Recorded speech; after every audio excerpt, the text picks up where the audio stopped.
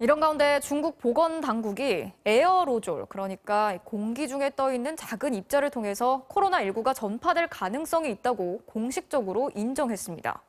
배설물에서도 바이러스가 검출이 됐다면서 하수도를 통한 감염 가능성도 밝혔는데요. 베이징 김희용 특파원이 취재했습니다. 지난 11일 홍콩의 한 아파트 주민 100여 명이 새벽에 긴급 대피하는 소동이 있었습니다. 13층에 사는 주민이 코로나19에 감염된 데 이어서 3층 주민도 감염됐는데 원인으로 에어로졸 전파가 지목됐습니다. 이 아파트의 화장실 배설물 배관이 공기 배관과 붙어 있는데 13층 화장실에서 나온 코로나19 바이러스가 공기 배관으로 이어져 3층까지 퍼졌을 것이란 추정이었습니다.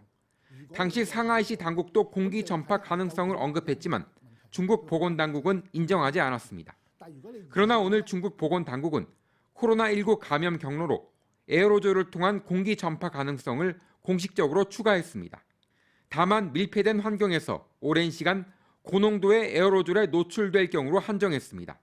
중국 전염병 전문가인 중난산 원사는 최근 자신의 연구팀이 코로나19 환자의 대변에서 바이러스를 분리해내는 데 성공했다면서 화장실 하수도가 마르지 않도록 유지해야 한다고 강조했습니다.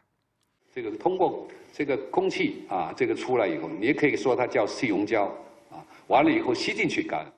지난 2003년 사스 때도 홍콩의 한 아파트에서 한 달간 321명이 감염돼 42명이 사망했습니다.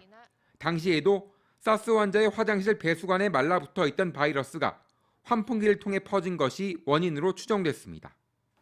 중국 당국이 에어로졸 전파 가능성을 공식 인정함으로써 접촉자의 범위도 넓어질 수 있게 됐고 건물 내부나 닫힌 공간에 머무는 데 대한 불안감도 한층 커지게 됐습니다. 베이징에서 MBC 뉴스 김희용입니다.